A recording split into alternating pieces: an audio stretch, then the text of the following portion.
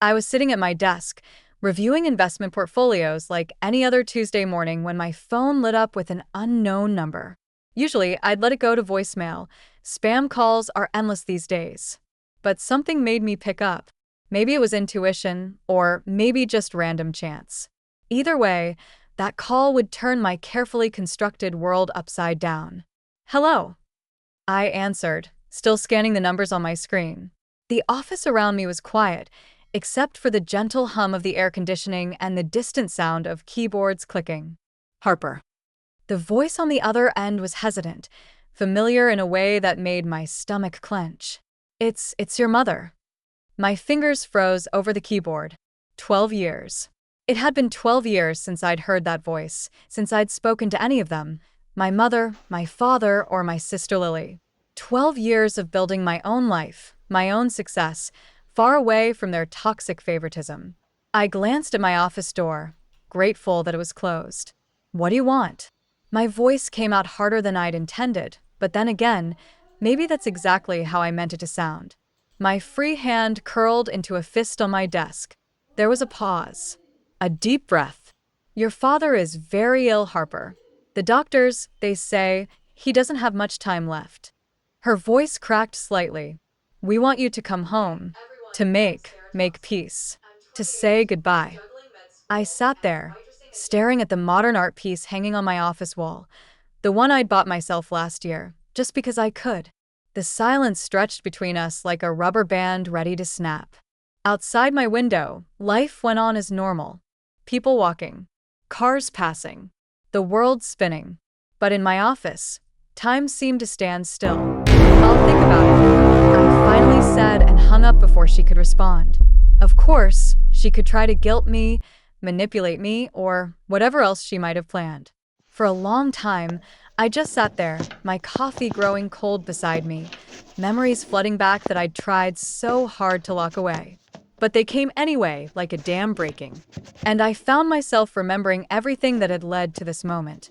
Every slight, every betrayal, every moment of choosing Lily over me. I was always the responsible one, the independent one. I had to be. From the time Lily was born, just 2 years after me, it was clear who the favorite was. Every birthday, every Christmas, every ordinary day, the pattern was the same. Lily got the new toys, the prettier clothes, the bigger portion of dessert. I got the hand-me-downs, the practical gifts, the lectures about being a big sister, and how I needed to set an example. When Lily wanted my new colored pencils in 3rd grade, Mom made me share them. "You know how sensitive your sister is," she'd say, while Lily smirked behind her back. When she broke my favorite book by throwing it in the pool during a tantrum, Dad just said, "Accidents happen," and bought her an ice cream to cheer her up. The book had been a gift from my favorite teacher. I'd spent hours reading it under my covers with a flashlight. No one bought me a replacement. When she got better grades, they threw parties. "Look how smart our little girl is," they'd crow, while I sat in the corner with my straight A's that were just expected. When I got better grades, they just nodded and said, "That's what we expect from you, Harper. You're older. You should be setting the example." I learned early on that if I wanted something, I had to get it myself. At 16, I started working at Joe's Cafe after school. The manager, Sarah, became more of a mentor to me than my own mother ever was.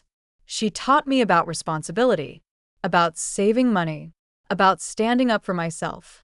I saved every penny, dreaming of the day I could build my own life. The phone incident was what really opened my eyes to how deep the favoritism ran. I'd saved for months to buy myself a smartphone. Nothing fancy, just a basic model for $100, earned one tip at a time. The day I brought it home, Lily threw a fit. "But I want one too," she wailed, reaching for my phone with grabbing hands. "Harper, give it to me." "You're so selfish." "No," I said firmly, holding it out of reach. "I bought this with my own money. You can save up for one too. You can get a job, like I did." "Mom," Lily screamed, her face turning red. Dad. Harper's being mean. They came running, of course. They always came running when Lily called, Mom from the kitchen, Dad from his study, both looking concerned about their precious baby's distress. "Harper, My father said sternly, his face set in that disappointment I knew so well. Why are you being selfish? Your sister just wants to see your phone. Because it's mine, I replied, my voice shaking with anger and hurt. I worked for it. I earned it. Every single dollar. You're supposed to love your sister, my mother added, her disappointment evident. How can you be so cruel? We raised you better than this. I looked at them. Really looked at them. And something clicked into place. This wasn't normal. This wasn't fair. This wasn't love. This was something else entirely. And I was done pretending it was okay. I do love her, I said quietly, steel in my voice. But that doesn't mean I have to give her everything I own. I went to my room and locked the door, ignoring their calls and Lily's fake sobs that I knew would soon turn to demands for something else. That night, I started researching colleges in other states, dreaming of escape. I opened a new document on my computer and typed college applications at the top. I remember the day the acceptance letter came like it was yesterday. I was 18, had just graduated high school, and my hands were shaking as I opened the envelope from the investment management program in Arizona. Sarah watched me from behind the cafe counter. She knew how much this meant to me. I got in, I whispered. Then louder. I got in. Sarah hugged me tight. I never doubted you for a second, kiddo. The letter offered a partial scholarship, which was more than I'd hoped for. I'd need about $30,000 to cover the rest of the expenses. It should have been no problem. I knew about the money Grandpa had left before he died. He'd made it clear it was for both his granddaughter's education. I'd been there when he told Mom and Dad, make sure both girls get their schooling. That's what this money is for. I drove home that day full of hope. Maybe this would be the moment things changed. Maybe they'd be proud of me. Maybe they'd finally see me. I found them in the living room. Lily sprawled on the couch texting, while Mom and Dad watched TV. I got accepted, I announced, holding up the letter. The investment management program in Arizona. They're even giving me a partial scholarship. Mom muted the TV. Dad shifted in his chair. Lily didn't even look up from her phone. That's nice, honey, Mom said. But something in her tone made my stomach drop. But Arizona is so far away. The program is exactly what I want to do, I explained. And with Grandpa's money for the remaining tuition. About that, Dad interrupted, clearing his throat. We don't have that money anymore. The world seemed to tilt sideways. What do you mean? Grandpa left that money specifically for our education. Both of us. Well, Mom said, smoothing her skirt, we had to make some choices. Investment opportunities came up and, what about Lily's college fund? I asked, though I already knew the answer. I could see it in their faces. Dad actually laughed. Don't worry about your sister's education. We've got that covered. So, you spent my portion? My voice was rising. You spent the money Grandpa left for my education but kept Lily's? Harper, don't be dramatic, Mom said. You're good at figuring things out. You'll find a way. I looked at them. Really looked at them. At Mom's expensive jewelry. At Dad's new golf clubs in the corner. At Lily's designer clothes and latest iPhone. You're telling me, I said slowly, that you spent the money my grandfather left for my education on stuff? On yourselves. Watch your tone, Dad warned. No, I shouted. I won't watch my tone. This is wrong. This is so wrong. Grandpa wanted that money to go to both of us. Get out, Mom snapped. Just get out until you can speak to us with respect. I stormed out, slamming the door behind me. I drove to the cafe, tears blurring my vision, and worked my shift in a daze. The next day was my regular morning shift. I went through the motions, making coffee, serving breakfast, trying to figure out what to do next. Sarah noticed something was wrong, but didn't push. That's why I loved her. When I got home that afternoon, my key wouldn't work in the lock. I tried again and again, but it wouldn't turn. That's when I noticed my suitcases, the old ones from the basement, sitting by the door. They were stuffed with my clothes, some haphazardly folded, others just shoved in. Mom, I called out, knocking. Dad. You're not welcome here anymore. Mom's voice came through the door. We won't have that kind of disrespect in this house. Are you serious? I couldn't believe what I was hearing. You're kicking me out because I was upset that you stole my college money? Don't be so dramatic, she replied. You're 18 now, an adult. Time to figure things out on your own. I stood there, staring at those suitcases, trying not to cry. Cars passed by on our street, neighbors who'd known me my whole life, driving past like nothing was wrong. Like my parents hadn't just thrown me out. What about Lily? I asked, my voice breaking. Would you ever do this to her? There was no answer, just silence. I pulled out my phone with shaking hands and called my Aunt Rachel, Mom's sister. She answered on the second ring. Harper, what's wrong? You sound upset. I told her everything. My words tumbled out between sobs, about the college acceptance, about Grandpa's money, about being locked out. Stay right there, she said firmly. Your Uncle Mike and I are coming to get you. 45 minutes later, their car pulled up. Uncle Mike loaded my suitcases into the trunk while Aunt Rachel hugged me tight. I'm so sorry, sweetie, she whispered. This isn't right. That night, sitting in their guest room, Aunt Rachel and Uncle Mike came in with a check. We want to help with your college tuition, Aunt Rachel said. It's not everything, but it's what we can do. I'll pay you back, I promise through tears. Every penny. We know you will, Uncle Mike said. Because unlike some people, we know exactly who you are and what you're capable of. I looked at that check. $30,000. Enough to cover what the scholarship didn't. Enough to change my life.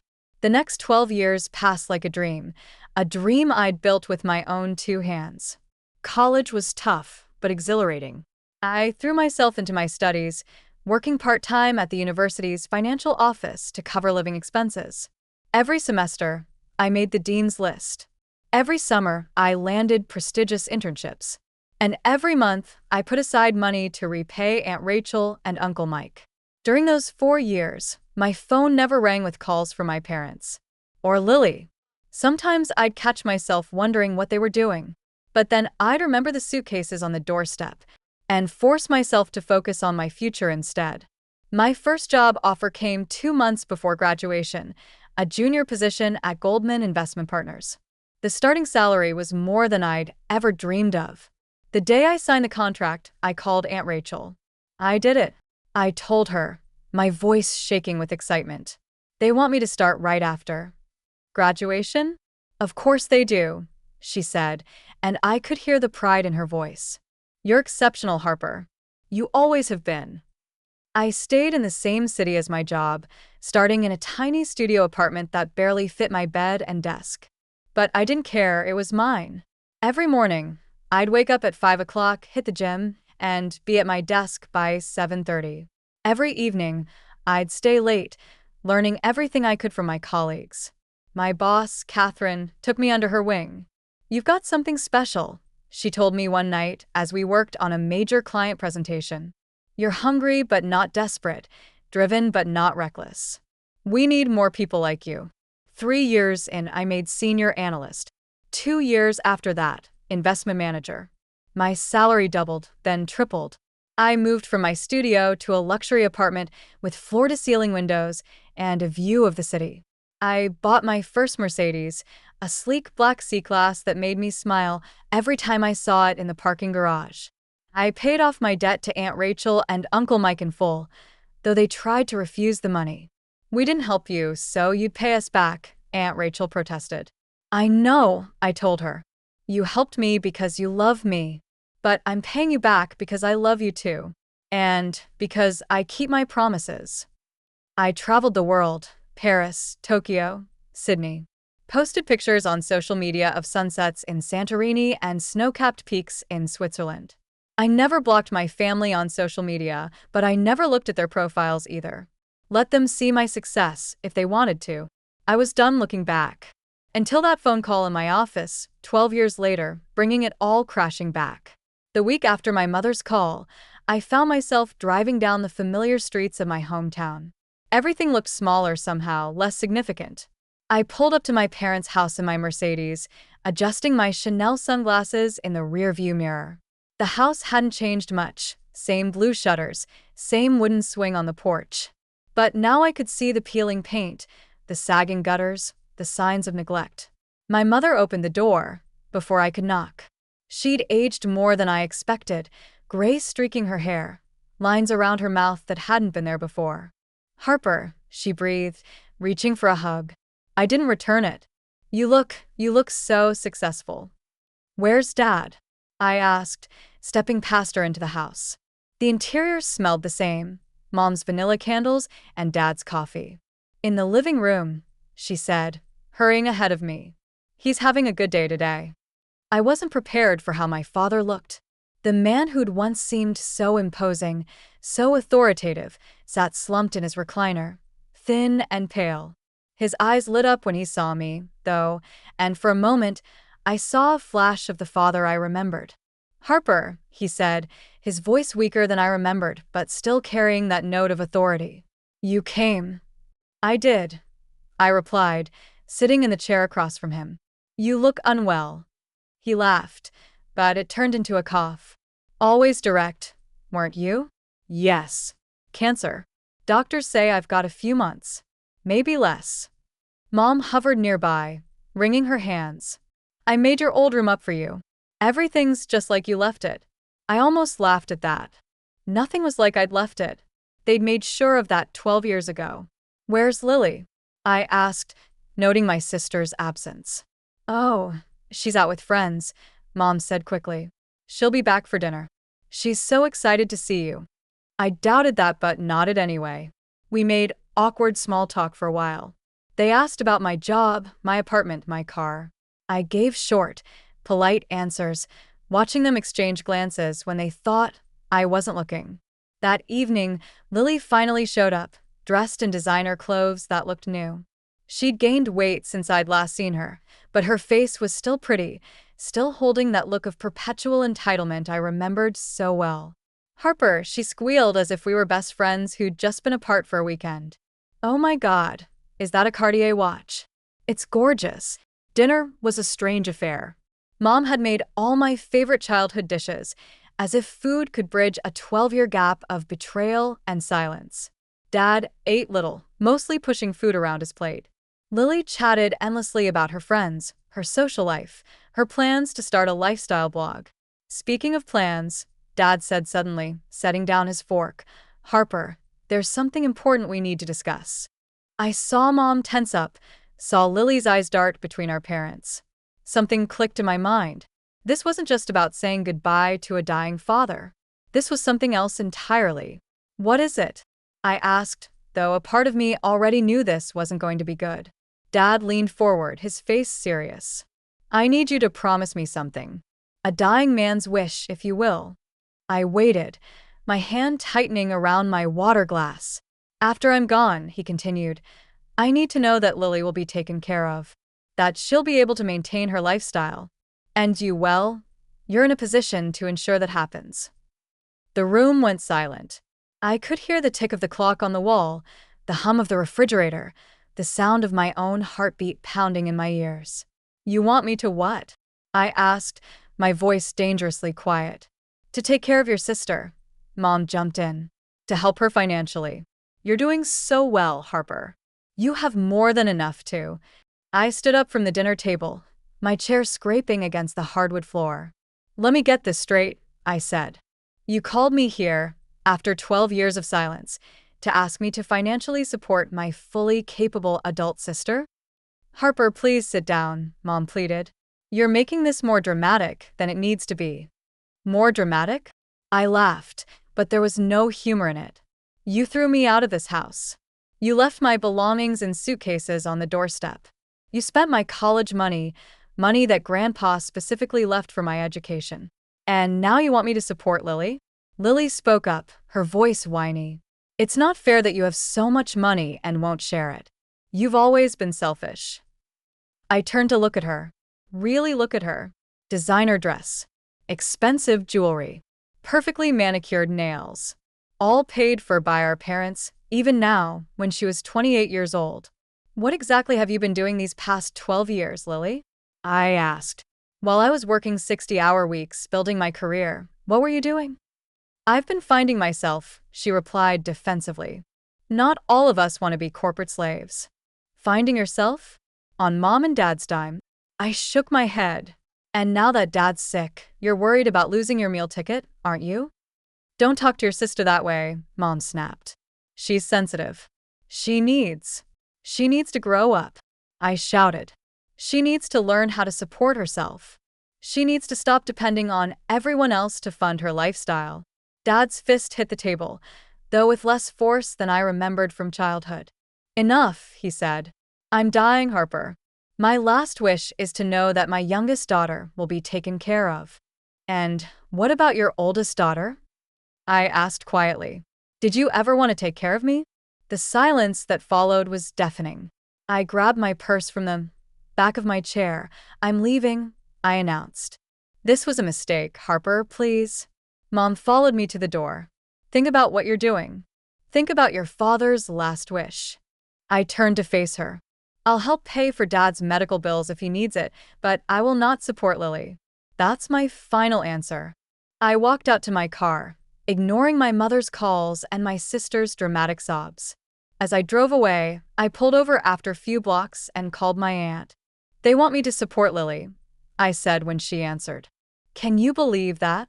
Oh, Harper, she sighed. I was afraid it might be something like that. Your sister hasn't worked a day in her life, and your parents, they've enabled her for so long.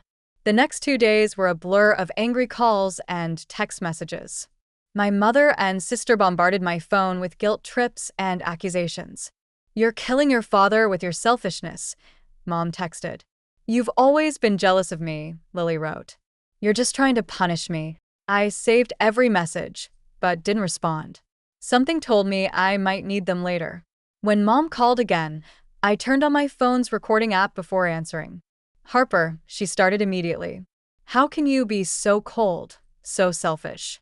Your sister needs you. I'm willing to help Dad, I replied calmly, but Lily is an adult. She needs to support herself. You're not worth your sister's little finger, Mom spat. We should never have called you. I ended the call and sat in my office, staring out at the city skyline. Then, I opened my laptop and went to my mother's social media page. There it was, a long post about her heartless daughter who refused to help her dying father. The comments were filled with relatives and family friends expressing their shock and disappointment in me. Something snapped inside me. 12 years of silence, and this was how they wanted to play it? Fine. I wrote my own post, attaching screenshots of the texts and the recorded call. I told the whole story, the childhood favoritism, the stolen college money, the eviction. Everything. I ended it with the truth about their recent contact. Not that they wanted to reconcile, but that they wanted me to financially support my able-bodied adult sister. The response was immediate and overwhelming. Comments flooded in, people expressing their shock. Not at me this time, but at my parents. Family members I hadn't spoken to in years reached out privately, many sharing their own stories of witnessing the favoritism, but never speaking up. Mom tried to defend herself in the comments, but each explanation just dug her deeper. Even her closest friends couldn't justify asking one daughter to support another perfectly capable adult. 6 months later, Aunt Rachel called to tell me Dad had passed away. Mom hadn't invited me to the funeral, one final act of petty revenge. I sent a large bouquet of flowers anyway, with a card that read simply, "Goodbye, Dad." That was 3 months ago. Through Aunt Rachel, I hear that Mom is struggling to maintain their lifestyle on what Dad left her. Lily throws tantrums about not being able to afford her usual shopping sprees and restaurant meals. Sometimes I wonder if they've learned anything from all of this. Last week, I got another call from an unknown number. This time I let it go to voicemail. It was Lily, asking if I'd reconsider helping her, just until she gets on her feet. I deleted the message without responding. Sitting in my office now, looking at the life I built for myself, I feel at peace with my decisions. I'm sorry I never got to truly reconcile with Dad, but I'm not sorry I stood my ground. Some people might call me cold or unforgiving, but I learned long ago that maintaining healthy boundaries isn't the same as being cruel. I glance at the photo on my desk, me with Aunt Rachel and Uncle Mike at my last birthday celebration. They're my real family. The ones who believed in me, supported me, loved me unconditionally. Blood might be thicker than water, as they say, but love is thicker than blood. And real love doesn't come with conditions or price tags. My phone buzzes, a text from Aunt Rachel asking if I'm still coming for Sunday dinner. I smile and text back a quick yes. Wouldn't miss it. Some bridges stay burned for a reason, but others grow stronger with time. I've learned to know the difference.